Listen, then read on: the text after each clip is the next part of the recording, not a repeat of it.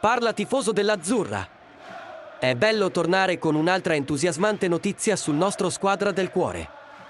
Oggi parleremo di un'intervista post partita tra il tecnico Luciano Spalletti e l'ex capitano azzurro, Cristian Maggio, dopo una partita contro la Salernitana. Quindi, se sei un vero tifoso del Napoli, assicurati di lasciare il tuo mi piace e condividere questo video con i tuoi amici. Al termine del match contro la Salernitana, Luciano Spalletti e Cristian Maggio si sono incontrati per un'intervista speciale all'emittente televisiva DAZN. Nel corso di un'intervista, Spalletti ha elogiato l'ex capitano azzurro, sottolineandone il coraggio e la bravura in campo. Maggio, a sua volta, ha parlato dell'importanza di dare tutto in campo per il Napoli e per i tifosi, sottolineando che questo è un momento che merita di vincere lo scudetto. E tu, tifoso azzurro, siete d'accordo con le parole del nostro ex capitano Maggio?